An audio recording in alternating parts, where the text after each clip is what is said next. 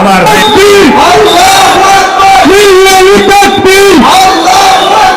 মুরগাবাসীর পক্ষ থেকে মুরগাবাসীর পক্ষ থেকে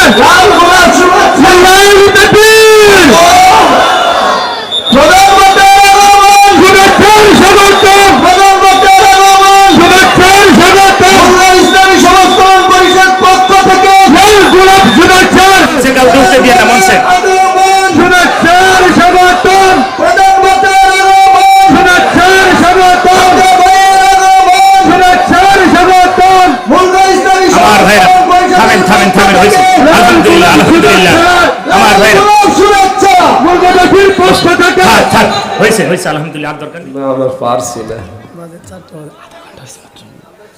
পারা দরকার তো, আমার শরীরে সাপোর্ট করছে না। অনেক কষ্ট করে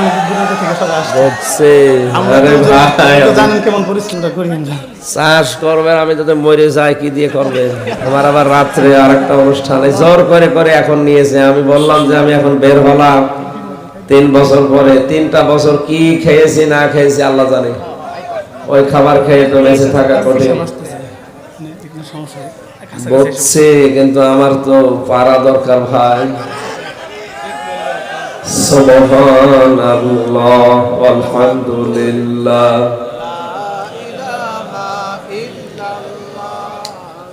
এত বড় আয়োজন, এই জন্য তো আমি নিচ্ছিলাম না, যে দরকার নেই জোর করে এগুলো হয় না।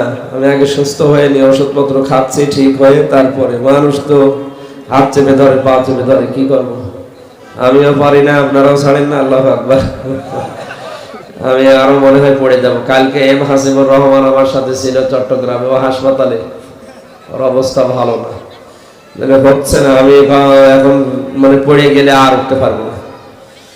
ডাক্তার যে নির্দেশনা দিয়েছে 8-9 ঘন্টা আপনি ঘুমাবেন। আমি মাপ চাচ্ছি ভাই, আমি আসতে চাচ্ছিলাম না এই কারণে যে আমি এখন পারছি না, অন্তত 2-3 দিন হাসপাতালে থাকি। আপনারা থাকতেও দিচ্ছেন না, বলা এসে মোনাজাত করবে, তো মোনাজাত তো করতে দে। আগামীতে আসি ভাই, মাপ চাচ্ছি। সভাপতি সাহেব একটু দোয়া নিক, এরপর মোনাজাত করে দিই। আমার পার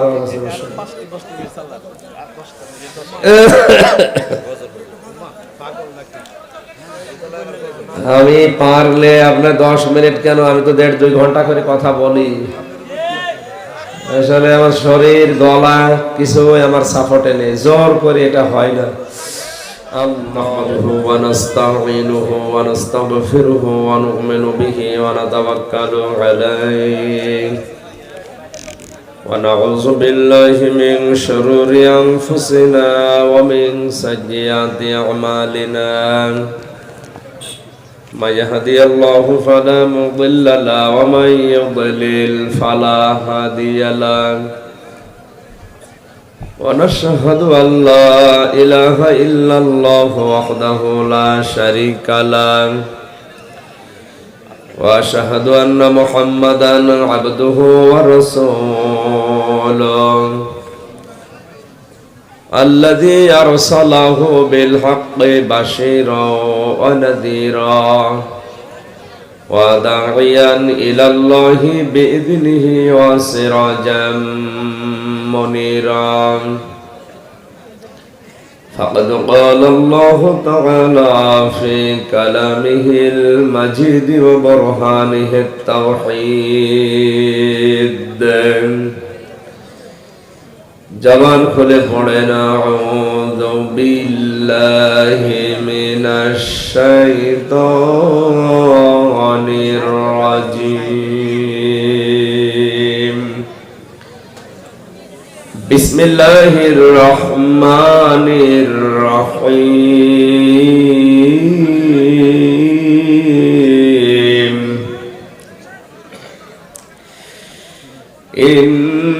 الذين يتلون كتاب الله وأقاموا الصلاة وأنفقوا مما رزقناهم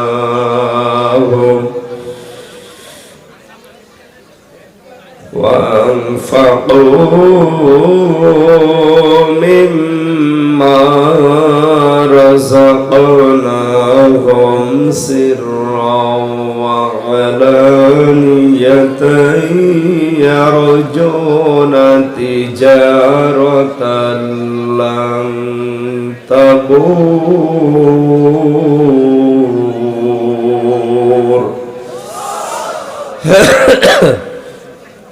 صدقت يا ربنا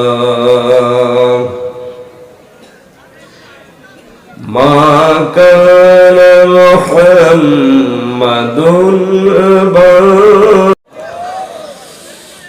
ولكن رسول الله وخاتم النبيين وكان الله بكل شيء عليما اللهم صل على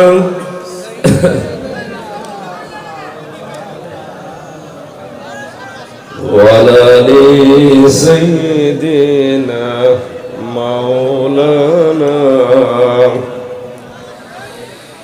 আমার একটা স্বপ্ন পূরণ করো ওগো দয়াময় তোমার পথে চলতে গিয়ে মরণ যেন হয় আমার তোমার কথা বলতে গিয়ে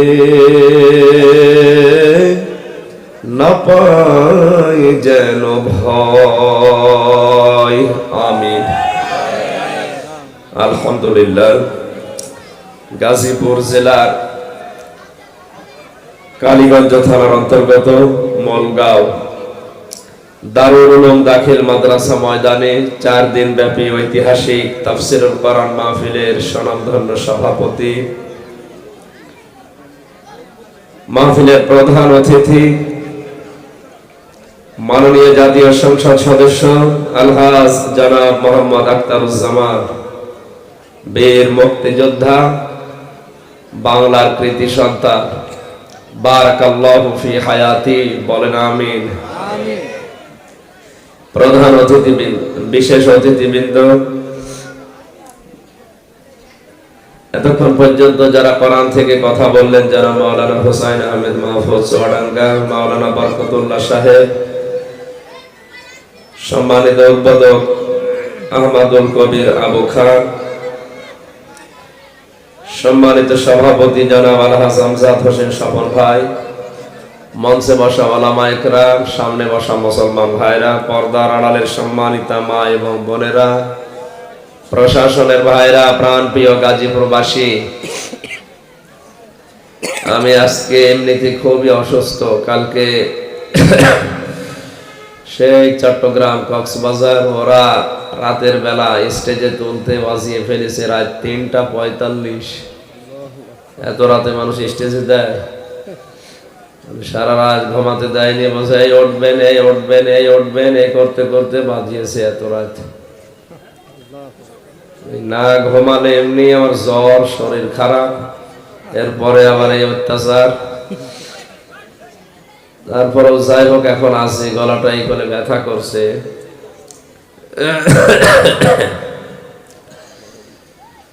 দল মত নির্বিশেষে কোরআনের অনুষ্ঠানে যারা এসেছি খুশি হয়ে বলছে আলহামদুলিল্লাহ দীর্ঘ 3টা বছর আমি এখানে আসতে পারি নাই প্রতি বছর আমি এখানে আসি আপনারা জানেন 3টা বছর ভেতরে ছিলাম এর জন্য আসতে পারি নাই খুব আশা নিয়েছিলাম যে বের হলেই এই অনুষ্ঠান দিয়ে শুরু হবে কিন্তু শরীরটা আসলে সাপোর্ট করছে না দোয়া চাচ্ছি আপনাদের কাছে আমি নিজে এখন মুসাফির অসুস্থ এরপরে আবার মাজলুম আল্লাহ মুসাফিরের দোয়া মাজলুমের দোয়া অসুস্থ মানুষের দোয়া ফেরত দেয় না সেই বিশ্বাস নিয়েই দোয়া করছি আল্লাহ আমি যা চাই সেটা যেন জায়েজ হিসাবে পাই আমিন আমিন আমিন দরুদ আর সালাম পড়ছি আমাদের নবী মুহাম্মদ রাসূলুল্লাহ সাল্লাল্লাহু আলাইহি ওয়াসাল্লামের প্রতি আগামীতে যদি এই অনুষ্ঠানে আসি সময় যদি অনুকূলে থাকে আর আমার শরীর যদি সুস্থ থাকে মন ভরে কথা বলবো ইনশাআল্লাহ ইনশাআল্লাহ জেলখানার এই অন্ধ প্রকোষ্ঠে 3টা বছর প্রায় প্রায় দোয়া করতাম, আল্লাহ যদি আমাকে বের করো, তোমার বান্দা বান্দীদের সামনে যদি নিয়ে যাও, অন্তত অল্প সময়ের ভেতরে সহজ সরল ভাষায় কোরআনের কোনো আয়াত থেকে যেন সহজে কথাগুলো বোঝাতে পারি, সেই তৌফিক আমাকে ভিক্ষা দিও। আমিন। আমার মনে হয় সেটা আমি পেয়েছি। খুব অল্প সময় কথা বললো মানুষ বোঝে। আজকে সূরা ফাতির থেকে 29 নম্বর আয়াতটা পড়েছি। 3টা কথা আয়াতে আছে। অল্প সময়, শরীর খারাপ, চারিদিকে তাকিয়ে আমি অন্তত আসরের নামাজ পর্যন্ত যাব ইনশাআল্লাহ। আজান হলে এখানে আপনারা নামাজ পড়ে নেবেন, এ পর্যন্ত থাকে নাকি থাকবেন তো? কথা বলা যাবে না, কথা বলা যাবে না, খুব খেয়াল করে শুনবেন। কোরআনে কারিমে রব্বুল আলামিন ডাক দিচ্ছেন, ইন্নাল্লাযীনা ইয়াতলুনা কিতাবাল্লাহ,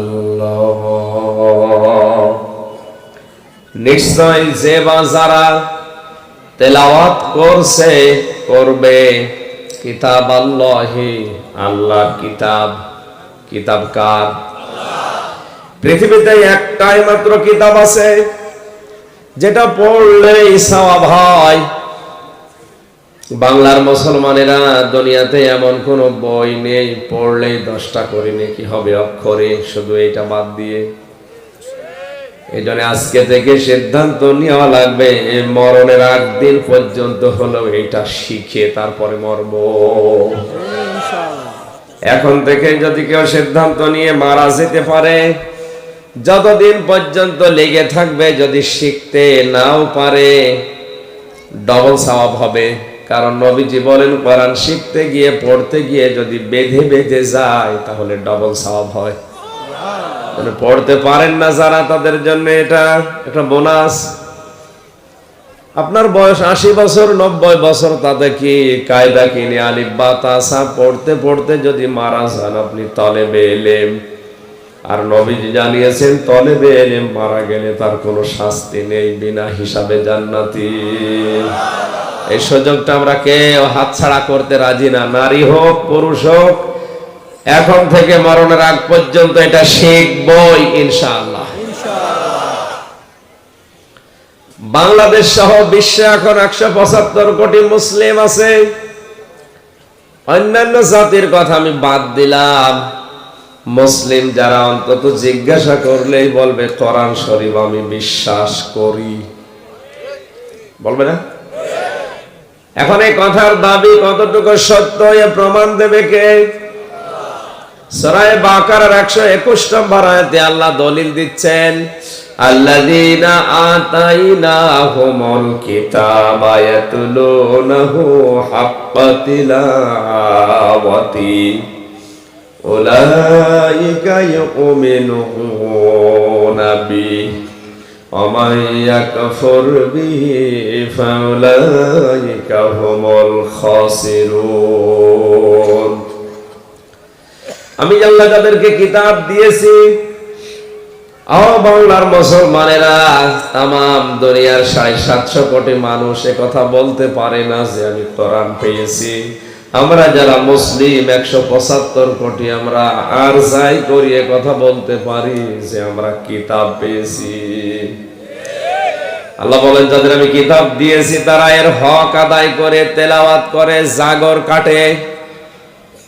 খেয়াল করেন শব্দের দিকে, তালাওয়াত শব্দের শাব্দিক অর্থ বাংলায় জাগর কাটা। সারাদিন গরুতে লতা পাতা ঘাস খড়কোটা খায়, সন্ধ্যার পরে কি করে বলেন বলেন? আপনি এখান থেকে 1-1.5 ঘন্টা 1 ঘন্টা যা শুনবেন, আসরের আজান হওয়ার পর থেকে আপনার প্র্যাকটিক্যাল লাইফ, বাস্তব জীবন যেন এই আয়াতগুলো যা শুনবেন এর উপরে উঠে যায়। এগুলোই বারবার রিপিট করবেন, বাস্তবে দেখবেন এর নাম তেলাওয়াত। হক আদায় করে যারা তেলাওয়াত করে, এরাই মাত্র আমার এই কিতাবে, এই কোরআনে বিশ্বাস করে। আর হক আদায় করে যারা তেলাওয়াত করে না, এরা আমার কোরআন বিশ্বাসও করে না, এরা ক্ষতিগ্রস্ত। কথাটা কত ওজনওয়ালা কথা, কত লোড। একজন বলছে, আল্লাহ তুমি আমাকে কিতাব দিয়েছো, আমি বিশ্বাস করি। আল্লাহ বলেন তাহলে হক আদায় করে তেলাওয়াত করো। মুফাসসির লিখেছেন হক আদায় করে কেউ কোরআন তেলাওয়াত করতে চাইলে 4টা শর্ত মানা লাগবে।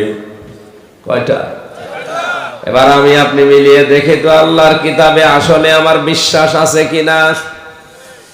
1 নম্বরে যারা শুদ্ধ করে এটা পড়বে, 2 নম্বরে এটা যারা বুঝবে, 3 নম্বরে এটা বোঝার পরে যতটুকুই জ্ঞান অর্জন হবে ওই জ্ঞানটা তার জীবনে ওই দিন থেকে মানা আরম্ভ করবে। 4 নম্বরে শুধু মেনেই শেষ করে দেবে না, এটা যেন মানুষ মানে সেই পরিবেশ তৈরি করে দেবে। গাজীপুরবাসী আয়াত থেকে প্রমাণ হয়, আমাদের মাননীয় প্রধানমন্ত্রী উনি প্রতিদিন ফজরের নামাজ আদায় করে, তেলাওয়াত করে, এরপরে অফিস শুরু করে। তাহলে কিতাবে বিশ্বাস আছে না নেই? আর আসতে বলেন। তাহলে হক আদায় করে আল্লাহ তেলাওয়াত করার কথা যে বললেন, শর্ত কয়টা? আরো জোরে, জোর হলো না। 1 নম্বরে ওনাকে পড়া লাগবে শুদ্ধ করে, 2 নম্বরে এটা বুঝতে হবে, 3 নম্বরে যতটুকু জ্ঞান পাবে অতটুকু বাস্তব জীবনে আমল করা লাগবে। 4 নম্বর শর্ত হচ্ছে নিজে শুধু কাজ করব আমল করব হবে না, এটা যেন মানুষ মানে সেই পরিবেশ তৈরি করে দিতে হবে। আর আমার মনে হয় এই 4 নম্বরটা আমরা যদি নাও পারি উনি পারবে। কথা বলেন না কেন? সংসদের প্রথম অধিবেশনে কোরআনে কারীম জানিয়েছে আল্লাহ যাকে ক্ষমতা দেবে ও যদি সংসদের প্রথম অধিবেশনে আল্লাযীনা ইম্মাক্কান্নাহুম ফিল আরদি আকামুস সালাত, তোমাদের কাউকে যদি আমি রাষ্ট্র ক্ষমতা দান করি তার সর্বপ্রথম কাজ হবে সে যেন নামাজের বিল কায়েম করে। 300-র উপরে এখন আমাদের দেশে এমপি, হিন্দু মাত্র কয়েকটা, প্রায় সব মুসলিম। প্রথম অধিবেশনে আমরা আশা করব নামাজের বিলটা কোরআনের আয়াত অনুযায়ী তারা যেন উত্থাপন করে।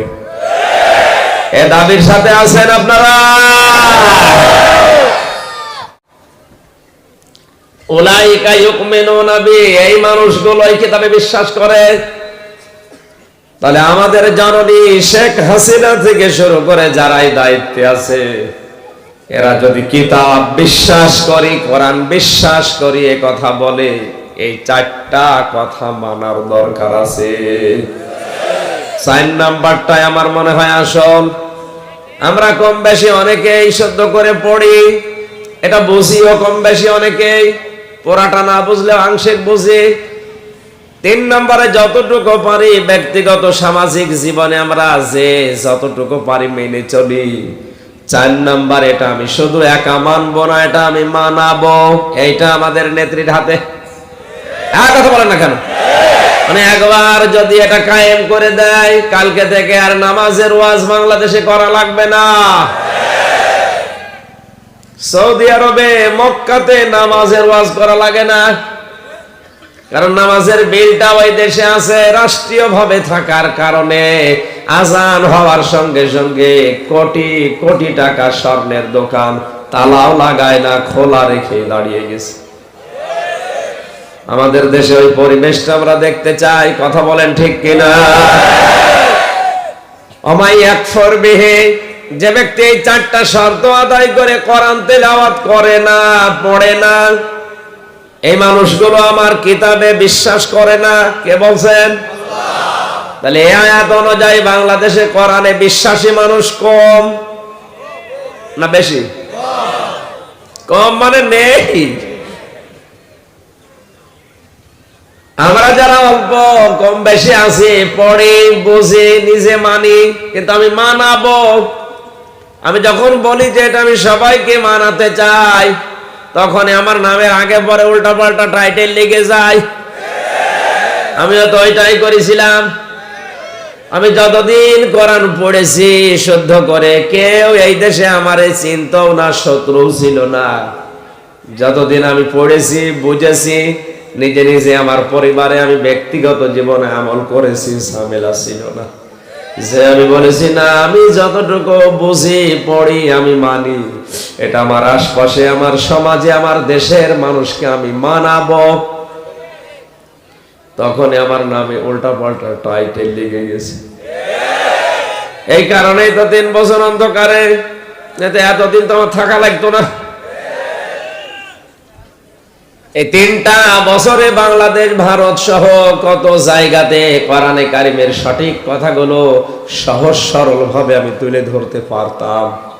যারা তুলে ধরতে দিলেন না, আমার আর কি, আমার হয়তো কষ্ট হয়েছে, কিন্তু ক্ষতি হয়েছে আপনার। যারা এটা বন্ধ করে দিলেন, কি জবাব দেবেন তো বলেন আল্লাহর কাছে? আপনি নিজেও বলতেন যে হুজুর আপনার কোনো দোষ নেই, আমরাও জানি যে আপনার বিবেকের ওপর কি কুকুর পেশাব করিস। এই জন্য যারা তেলাওয়াত করে কার কিতাব, আজকে থেকে মরণ পর্যন্ত সিদ্ধান্ত নিয়ে যাবেন, না পড়ে আমি মরবো না। অনেক মানুষ এই দেশে ছড়িয়ে দিয়েছে যে জানার নাম ইসলাম না, মানার নাম ইসলাম, এটা শয়তানি। আপনি যদি না জানেন কি মানবেন? আবার অনেকেই চালাক আছে, বলে জানি না তাই মানি না, এটা আরেক শয়তানি। আপনি জানেন না তাই মানেন না, মানে জানাও ফরজ, মানাও ফরজ। কথা বলেন এখন। কেউ যদি কোন বিষয় কোরআনে 500 শরীয়তের বিধান আছে, কোনটা জানে কিন্তু মানে না, তার জানার ফরজ আদায় হয়ে গেছে, মানার ফরজ আদায় হয়নি, এজন্য গুনাহ হবে একটা। কথা বলেন এখন। কিন্তু যে জানে না, মানে না, তার ডবল গুনাহ হবে, ডবল। আপনি জানেন না কেন? জানেন না, এটা আপনার অপরাধ। এই অপরাধে আপনি অপরাধী। আমার অপরাধ ছিল, আমার বক্তব্য শুনে কে যেন উদ্বুদ্ধ হয়ে সংসদ ভাঙতে গেছে কাশি নিয়ে, একটা পাগল। ওরে কাশিমপুর হাই সিকিউরিটি জেলে দেখা হইল, তুই কাশি নিয়ে আসলি সংসদ ভাঙার জন্য, ওটা তো বোম মেরেও ভাঙা যায় না, কি করে ভাঙবি? তুই বলে আমার ওয়াজ শুনে উদ্বুদ্ধ হয়েছিস। জীবনে আমি তো কোনো শক্ত ওয়াজ করিনি, নরম নরম ওয়াজ করি। তুই ওয়াজ শুনে উদ্বুদ্ধ হয়ে গেলি, হুজুর আমারে বলতে বলছে তাই আমি বলিছি। জোরে বলেন সুবহানাল্লাহ। এইটাই চলছে। 100 জনের প্রায় 70 জন মানুষ জানে না যে কোন কারণে তারা জেলে আছে। ওটা জানে শুধু আল্লাহ, আর যে ঢুকিয়েছে সে নিজেও জানে না, আন্দাজে পড়ে আছে। হাজার হাজার না লক্ষ লক্ষ মামলা এখন পড়ে আছে। আমি তো দেখলাম এই 3 বছরের প্রায় বছরে 4-5 মাস একাধারেই হিসাব করলে দেখা যায় কোর্টগুলো বন্ধ থাকে। বছরে 12 মাসের রোজার মাস 1 মাস, 11 মাসের 4-5 মাস যদি বন্ধ থাকে তো চলবে কয়দিন? আর যে হারে মানুষ আমরা ধরি, জেলখানাটা ওটা মনে হয় গরুর খোয়াড় হয়ে যাবে। একটু খালি জায়গা, এদিকে 3.5 হাত, এদিকে 2.5 হাত, এর ভেতরে যদি 4 জন থাকা লাগে তোমার মনে হয় মরে যাওয়া ভালো। এজন্য আমরা যারা কিতাব তেলাওয়াত করব, ওয়াকামুস সালাত, 2 নম্বরে এই মানুষগুলো এই কিতাব দিয়েই নামাজ কায়েম করবে। নামাজ আমরা অনেকেই পড়ছি কিন্তু কায়েম করছি না। নামাজ পড়া আর কায়েম করা কিন্তু এক না। এখন যদি বলেন আমি পড়ি তাহলে হচ্ছে না, না, আপনার পড়ার কথা কোরআনে মাত্র 1 জায়গায় আছে, আর কায়েম করার কথা আছে 82 জায়গায়। একবার বলেছে ফাসাল্লি লিরাব্বিকা, সেইটা আপনি সারা জীবন মানেন। আর 82 বার যে বললে আকামুস সালাত, নামাজ কায়েম করো, নামাজ দাঁড় করাও, সেটার ব্যাপারে কথা বললে আপনার কাছে রাজনীতি মনে হয়? আমার মনে হয় আল্লাহ যদি এখন এসে বলতো, ও আল্লাহকেও বলতো আল্লাহ তুমি ওই দলের। আপনি ধরা খাবেন ভাই, আপনি ধরা খাবেন। বিশ্বনবী মুহাম্মদুর রাসূলুল্লাহ নামাজ পড়েছিলেন শুধু না কায়েম করেছিলেন? তিনি কায়েম করার পরে সমাজটা এমন সুখের শান্তির সমাজে পরিণত হয়েছিল। নবীজি বলেছেন খায়রুল কুরুনি করনি, আমার যুগ হয়ে গেছে শ্রেষ্ঠ যুগ। আমাদের দেশের দায়িত্বে যারা আছেন 1628 জন মানুষ আছে এখন, তাদের হাতে পায়ে ধরে বলছি আপনারা নামাজটা এই দেশে সরকারি ভাবে জারি করে দেন, আমরাও বলতে পারবো আমাদের দেশ শ্রেষ্ঠ দেশ। কোরআনে কারীম জানিয়েছে কাউকে রাষ্ট্র ক্ষমতা দিলে সে সর্বপ্রথম যাকাতের বিল আনবে না, হজের বিল আনবে না, মাদক নিষিদ্ধের বিল আনবে না, সর্বপ্রথম বিল আনবে নামাজের। 50 বছর পার হয়ে গেল দেশটা স্বাধীন হওয়া, প্রত্যেকবারই তো মুসলমান ক্ষমতায় যাচ্ছে। এই আয়াতটাকে আপনি দেখেন না? কি কোরআন পড়েন আপনি? আশা করছি সামনে এটা দেখবেন, মনে নেই হয়তো আমি মনে করে দিলাম। এরপরও যদি বলেন আমি জানতাম না, আশপাশে যে আলেম গুলো আছে একই সরকারি আলেম, তাহলে এদের বেতন ভাতা দিয়ে আপনি পুষতেছেন, এ কথা ওরা বলে দিতে পারে না যে নামাজের বিল সর্বপ্রথম নিয়ে আসা লাগবে? এদেশের 96% মুসলমান সবাই এইটা চায়। কারা চান দেখে লিল্লাহে তাকবীর।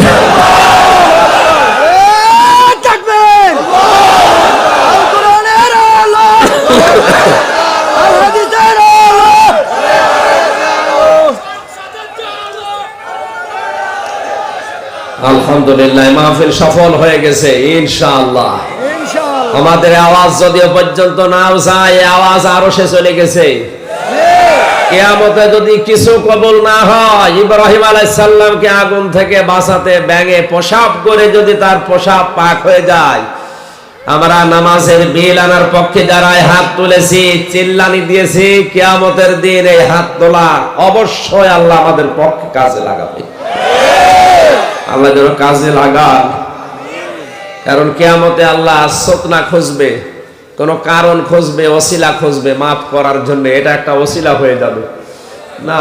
আমরা আর যাই করি গুনাহগার অবশ্যই, কিন্তু আমরা পক্ষে আছি নামাজের। আল্লাহ বলেন 3 নম্বর, হে নবী তাদেরকে আপনি বলেন ওয়ানফাকু মিম্মা রাযাকনাহুম সিররাও ওয়া আলানিয়া, তারা যেন খরচ করে তাদের সম্পদ, তাদের রিজিক যেন তারা খরচ করে গোপনে এবং প্রকাশ্যে। আর যারা টাকা পয়সার পাহাড় তৈরি করে রাখেন ইসলামের জন্য, দ্বীনের জন্য, কোরআনের জন্য খরচ করতে চান না, আপনি যদি এখনই চোখ বন্ধ করেন কি হবে বলেন ওই মাল দিয়ে? এই সহজ কথাটা যারা বুঝেছিল, আল্লাহ বলেন তিজারাতাল লান তাবুর, তারা এমন একটা ব্যবসার আশা করে, ইয়ারজুনা তিজারাতাল লান তাবুর, এমন একটা ব্যবসার আশা এই 3টা কাজ করার মাধ্যমে দুনিয়াতে তারা করে, তাদের এই ব্যবসায় কখনো কোনোদিন লস হবে না। তাহলে 1 নম্বর আয়াতের নির্দেশ হচ্ছে আল্লাহর কিতাব তেলাওয়াত করা।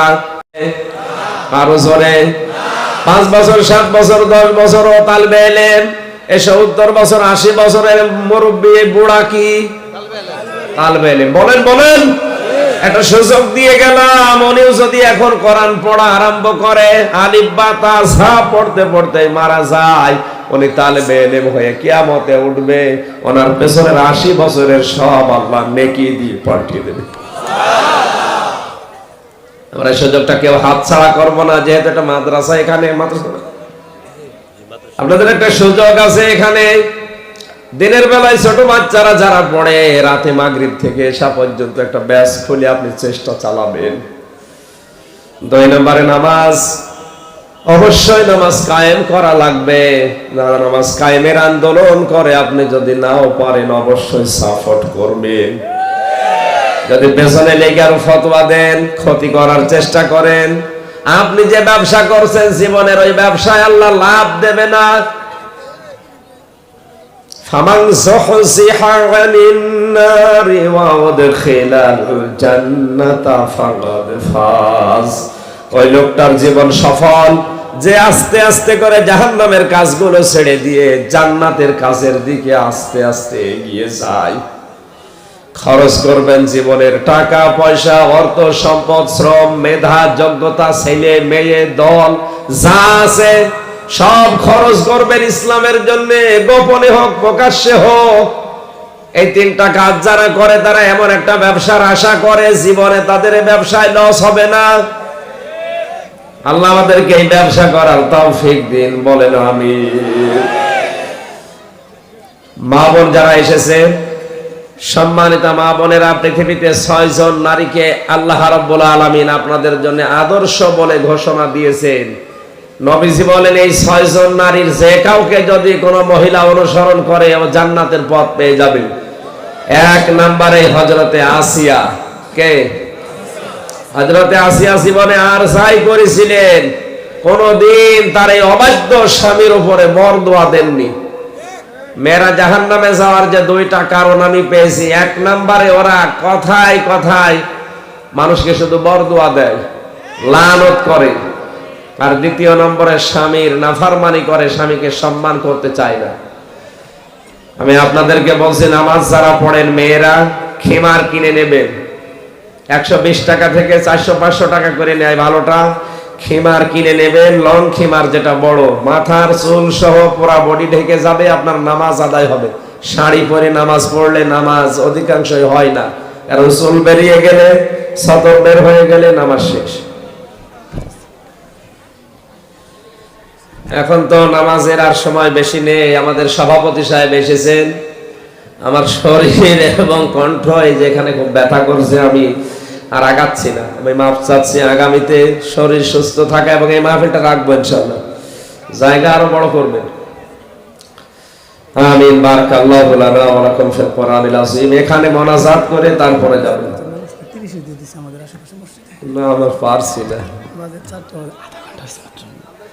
পারা দরকার তো, আমার শরীরে সাপোর্ট করছে না। একটু 4:40 অনেক কষ্ট করে জানেন কেমন পরিশ্রমটা করি চাষ করবেন। আমি যদি মরে যাই কি দিয়ে করবে?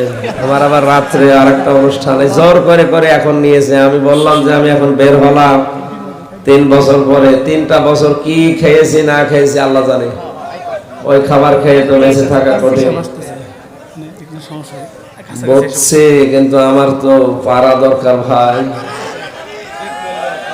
সুবহানাল্লাহ আলহামদুলিল্লাহ।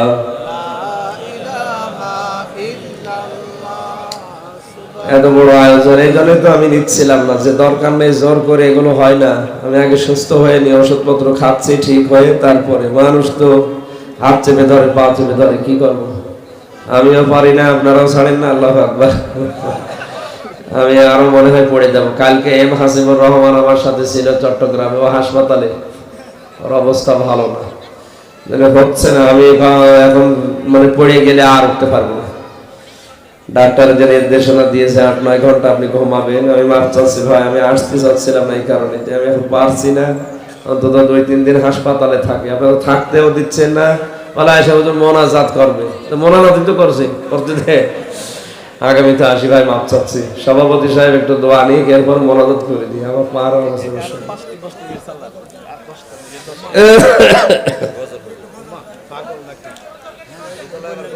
আমি পারলে আপনার 10 মিনিট কেন, আমি তো 1.5-2 ঘন্টা করে কথা বলি। আসলে আমার শরীর, গলা কিছু আমার সাপোর্টে নেই, জোর করে এটা হয় না। আল্লাহুম্মা সাল্লি আলা মাওলানা মুহাম্মাদ ওয়া আলা আলি সাইয়্যিদিনা মাওলানা।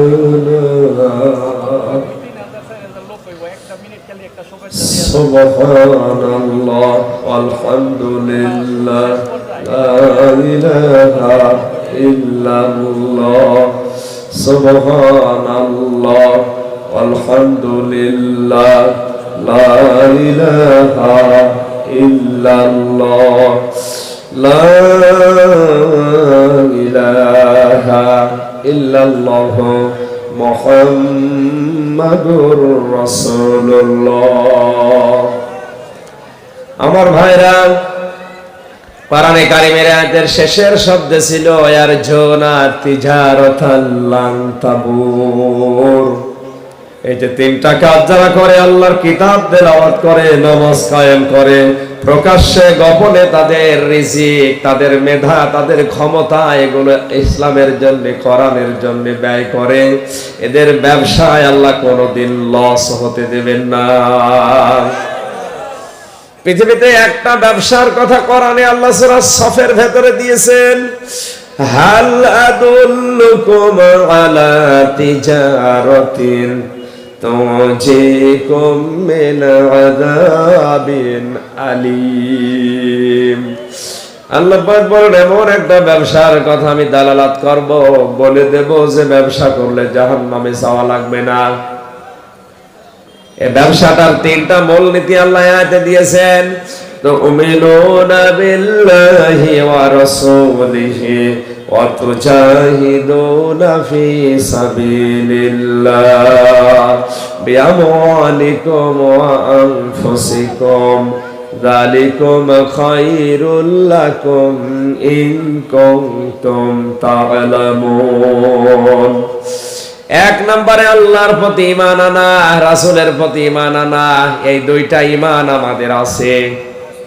বলেন বলেন, এই দুইটা দাবি অনুযায়ী এখন সামনে যেটা ব্যবসার মূলনীতি ৩ নম্বরে করা লাগবে। আপনি নারী হন আর পুরুষ হন, আল্লাহর এই জমিনে আল্লাহর দ্বীন কায়েম করার জন্য সর্বাত্মক ভাবে জান আর মাল দিয়ে প্রচেষ্টা চালানো লাগবে। এটা যদি কোনো মানুষ এই তিনটা মূলনীতি সামনে রেখে দুনিয়ার জীবনটা কাটাতে পারে, যালিকুম খায়রুল লাকুম, আল্লাহ তাআলা বলেন এইটাই ভালো কাজ। এটাই তাহলে দুনিয়ায় যত ভালো কাজ আছে কোরআনের আয়াত অনুযায়ী বোঝা গেল আল্লাহর জমিনে আল্লাহর দ্বীন কায়েম করা, আল্লাহর কোরআনের বিধান চালু করার জন্য চেষ্টা করা, জান মাল দিয়ে, কায়েম না হলেও অসুবিধা নেই, কিন্তু চেষ্টা করে যাওয়া, এটা ভালো কাজ। কিয়ামতে আরাফ নামক একটা প্রাচীর আল্লাহ বানিয়ে কিছু মানুষকে দাঁড় করিয়ে রাখবে, ওদেরকে জাহান্নামেও দেবে না, জান্নাতেও দেবে না। নবীজি বলেন, এদেরকে আল্লাহ জাহান্নামে দিচ্ছে না কেন জানো? দুনিয়াতে এরা আর যাই করুক না কেন, ইসলাম কায়েমের জন্য এরা আন্দোলন করত, চেষ্টা করত। তাহলে আয়াত হাদিস দ্বারা বোঝা যায় ইসলামী আন্দোলন যারা করে তারা জাহান্নামে অন্তত যাবে না। এদেরকে জান্নাতে দিচ্ছে না কেন?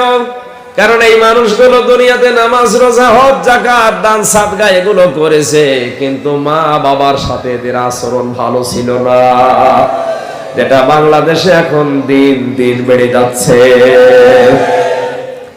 জেলখানায় আমার মনে হয় যত আসামি, অধিকাংশ গুলোই দেখি মা বাবার অবাধ্য সন্তান, ইয়াবাখোর, বাবাখোর, ডালখোর। মা বাবা শেষ পর্যন্ত বাধ্য হয়ে নিজের হাতে ধরিয়ে পাঠিয়েছে।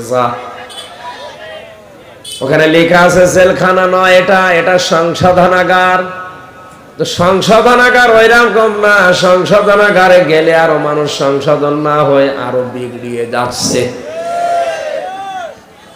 বাবা নিয়ে ধরা খেয়ে হয়তো জেলখানায় গেছে, ওখানে যাওয়ার পরে এখন ডাইল খাচ্ছে।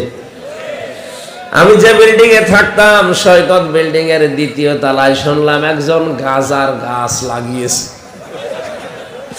গাজা নিয়ে ধরা পড়েছে, জেলে দিয়েছে সরকার। মানে ভেতরে যে কোন কায়দায় যেন টবের ভেতরে গাজার গাছ লাগিয়েছে। এটা সংশোধনাগার হবে? বাংলাদেশ সরকার জেলের নিয়ম নীতি কিছু পাল্টিয়ে যদি এইটা আইন করতো যে যাদের যাবজ্জীবন জেল হয়ে গেছে ৩০ বছর, এরা যদি এই ৩০ বছরের ভেতরে কোরআনে কারীম মুখস্থ করে এর অর্থ ব্যাখ্যা বিশ্লেষণ আয়ত্ত করতে পারে, আর জেলখানার ইমাম সাহেবকে দিয়ে যদি পরীক্ষা করিয়ে দেখে না অনেক এগিয়ে গেছে, তাহলে ওর জেল আমার মনে হয় অর্ধেক করে দেওয়া দরকার। ওই জায়গায় মানুষ সংশোধন হবে। 24 ঘন্টা তো কোনো কাজ কাম নেই, শুধু বসে থাকা। আমি বহু মানুষকে চেষ্টা করে উদ্বুদ্ধ করে করে এ লাইনে নিয়ে এসে ফেলেছিলাম। জীবনে আল্লাহর নাম শুনলে ওরা ঘৃণা করতো, অথচ বিপদে পড়ে বিড়াল নাকি ঠেলায়। ওই জায়গাটা এরকম কঠিন, মানুষ হলেও নরম হয়ে যায়। মামুনুল হকের মতো এরকম সিংহ পুরুষ, ওনার ইমান আছে, ওনার জোর আছে, ওনার সব এখনো ঠিক আছে, তো মানুষ হিসাবে যে দুর্বলতা ওটা তো আমারও ছিল, সবারই আছে। আর ওই জায়গায় গেলে সবার ওটা হয়ে যায়। আর যতই বাঘের বাচ্চা হন, শুনেছিলাম নাকি জেলখানা বানানোর পর একটা কুকুর ছেড়ে দিয়েছিল এই 4 দেওয়ালের মাঝে। ও আমার মনে হয় যে এটা ভয়ঙ্কর, তো ঘুরতে ঘুরতে নাকি কুকুর এমনি মরে গেছে। যে লোকটা একটা ঘরের ভেতরে 20 বছর 30 বছর 40 বছর, যাদের ফাঁসির আসামি, 30 বছর পর্যন্ত এক ঘর, এদিকে 2.5 হাত এদিকে 3.5 হাত, এর ভেতরে 24 ঘন্টা তালা মারা থাকে, তো এমনি পাগল হয়ে মরে যাওয়ার কথা। আমি 3 বছরে আমি অনেক কিছু ভুলে গেছি। আর যারা আজ 25 বছর আছে, সুইডেন আসলাম, এই যে আসলাম ভাই নামে একটা সিনেমা বানায়নি মান্না, অনেক বছর হুজুর কিছু জানে না। আসলাম ভাই সিনেমা ওর জীবন নিয়ে বানানো, এইরকম ভয়ঙ্কর মানুষ না। আর হবে না ভাই, মাফ চাচ্ছি, দোয়া চাচ্ছি। আমি সভাপতি সাহেব একটু দোয়া নিক, এরপর আমি মোনাজাতটা শেষ করে দিচ্ছি। সালামনা আনফুসানা ওয়া ইল্লাম তাগফির লানা ওয়া তারহামনা লানাকুনান্না মিনাল খাসিরিন। রব্বুল আলামিন, তোমার আরশ থেকে একটু তাকাও। হাজার হাজার বান্দা বান্দি বড় আশা নিয়ে এসেছিল। আমার শরীর অসুস্থ, কণ্ঠে ব্যথা, আমার শরীর সাপোর্ট করছে না। জোর করে বলে আমি 50 মিনিট মতো কথা বলেছি। যতটুকুই বলেছি আল্লাহ সহজ সরল ভাষায় আমল করার তৌফিক দাও। সওয়াব যদি দিয়েই থাকো, কোটি কোটি করে তুমি বাড়িয়ে দাও। কিয়ামতে যিনি সুপারিশ করে জান্নাতে নিয়ে যাবে, নবীর রওজায় পৌঁছিয়ে দাও।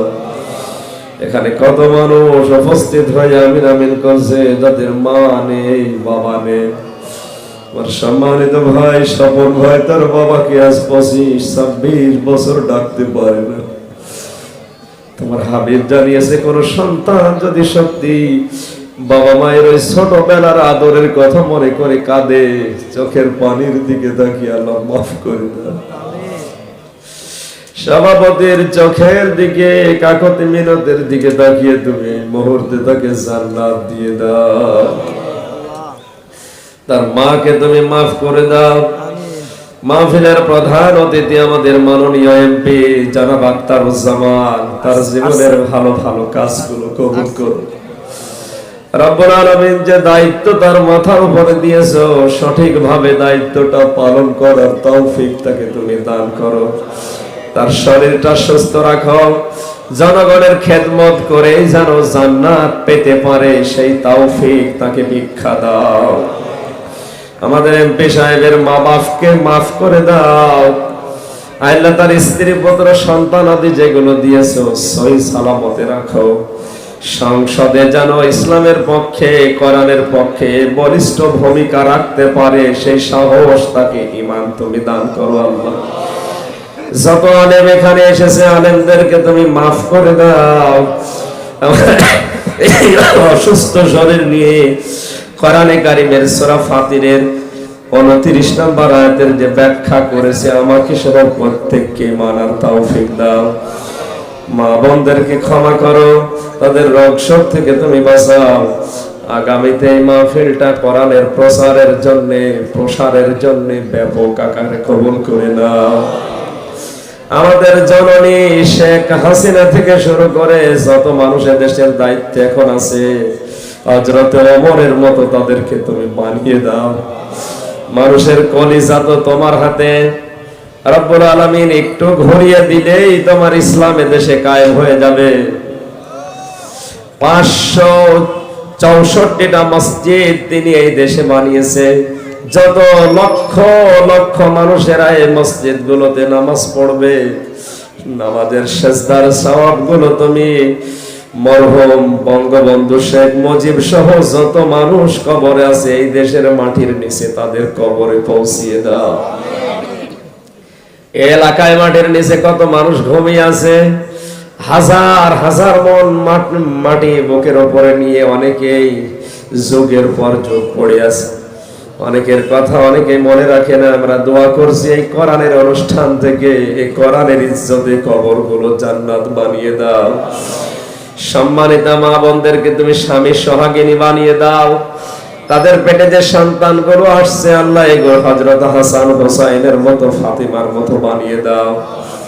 রব্বুল আলামিন আমার শরীরের দিকে তাকিয়ে কণ্ঠের দিকে তাকিয়ে আমি শেষ করলাম। আমি মাজলুম, আমি অসুস্থ, আমি মুসাফির, মেহেরবানি করে আমার দোয়া কবুল করো। বারাকাল্লাহু লানা ওয়া লাকুম ফিল কোরআনিল আযীম।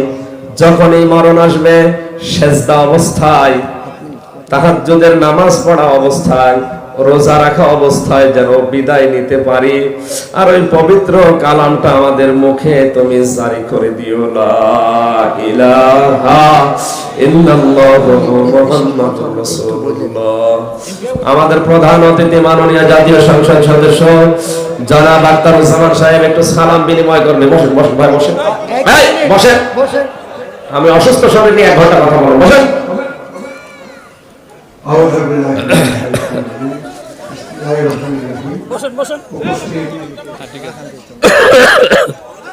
ঠিক আছে। সকল মুসল্লিদেরকে আমার সালাম, আসসালামু আলাইকুম ওয়া রাহমাতুল্লাহ।